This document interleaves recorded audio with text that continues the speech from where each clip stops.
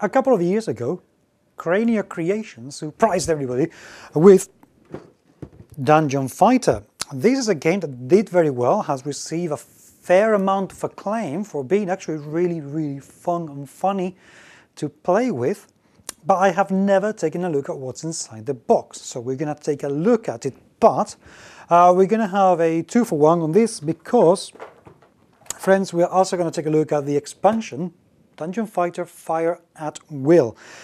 This has been republished by Fantasy Flight, so I can imagine the insides are going to be beautiful, but I don't know. So we are going to take a look and find out if these games and the expansion is worth the amount of money that you have to pay to get your hands on it. Welcome to the GMS Magazine unboxing videos.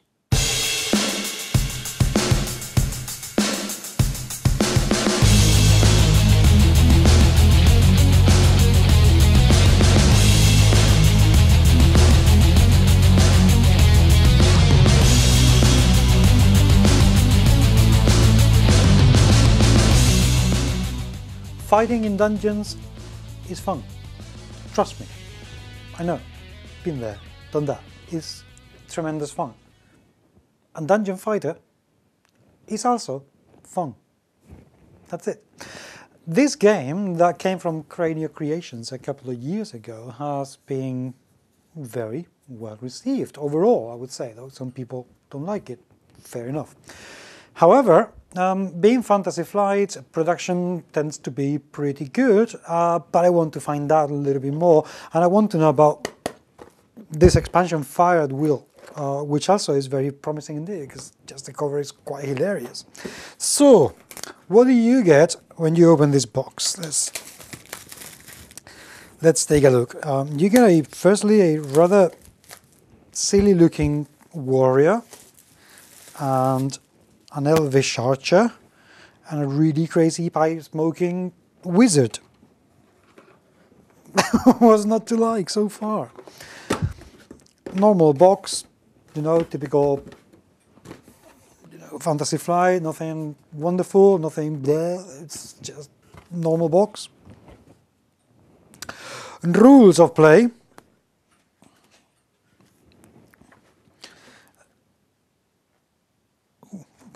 Comes with a dice tower. You have to assemble your tower. That is actually very cool. Very small icons though. I don't understand why these, maybe to keep them all in proportion, but these are quite small little icons. They could be a little bit bigger. I would prefer if they were a little bit bigger. And even that, which is the target board, it just looks like an icon. Not particularly happy. Setup seems to be well explained, at least 10 steps. Better setup diagram, we like those. Visual person here, sorry. And the rest of the rules, so there seem to be a lot of them. I'm not sure if this game is as complicated as the rule up make it look like. Oh well. Nice layout, but not particularly friendly looking, I'm sorry. This is the dice tower. Wow, very thick. Very thick cardboard. Very good. This is very impressive. I mean, this is going to last a very long time, or you should, unless you're really mean to it. Nice start. Same quality, same thickness for the rest of these tokens. Very excellent. Wow. Well done. The board made of the same material, also quite thick. It assembles nicely, very well cut. Quite a strange board, really, but that's how it's meant to be. If anything, this game is quirky. And the insert. Right, what do we get? a whole bunch of yellow tokens, quite a number of them, with nothing engraved, they're just marbled, which is nice.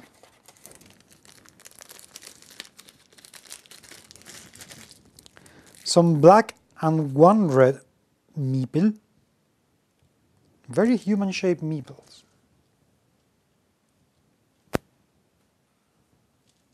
That's very nice too. There. Some dice, because you're meant to be rolling the dice on the board in a specific manner. And you get lots of white dice, mostly blank, and the blue dice, so blue die, green and red. Nice. Player boards. The artwork is really, really nice. Okay? The artwork is absolutely lovely. Very funny. Boards are double-sided. They're not particularly thick, by the way. They are alright, but they are not the same thickness as the other tokens, but they're okay. They're not by any means flimsy. Well, a little bit, but not much. The illustrations are great.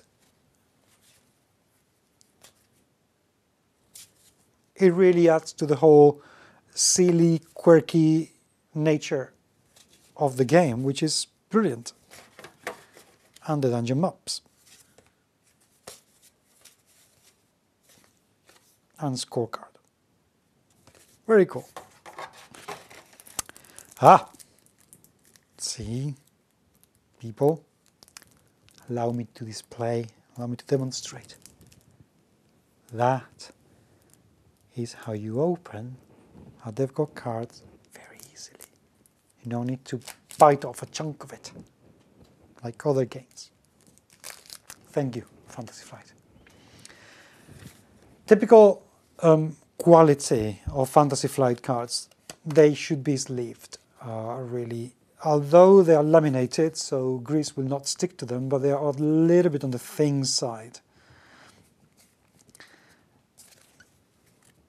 Nice illustrations, mind you, in tune with the quirkiness of the game.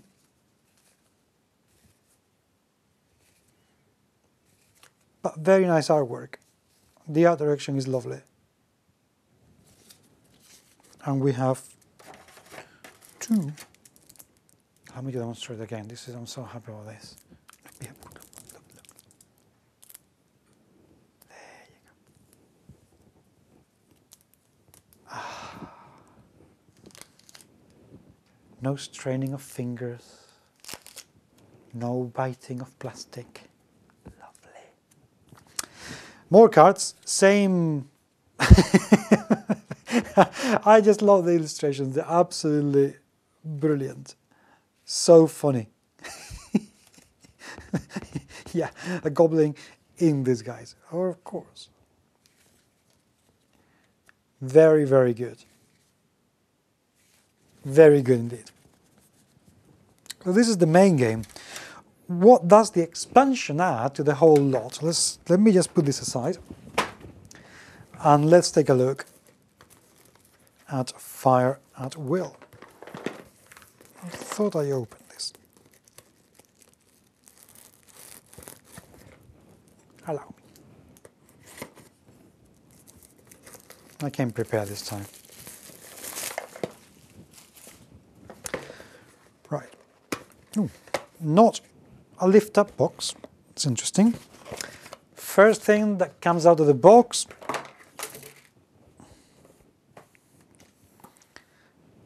an octahedron, also known as D8. It's different symbols.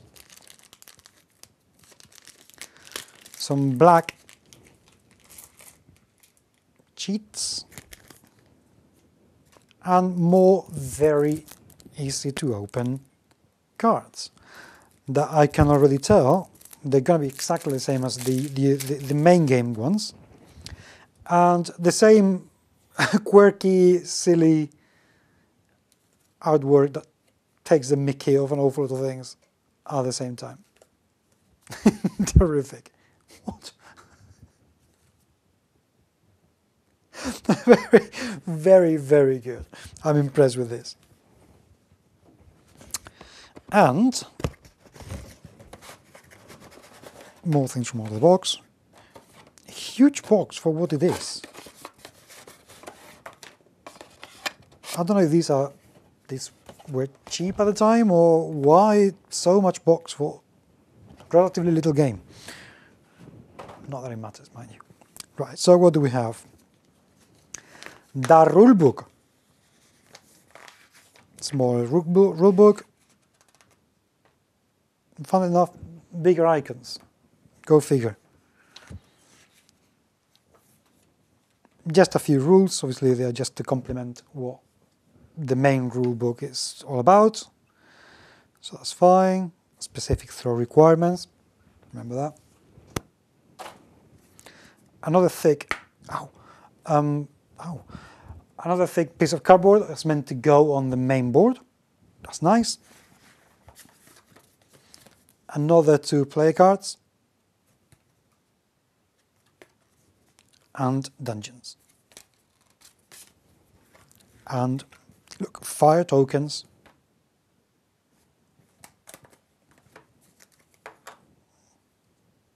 I see you. That's nice. That is very nice.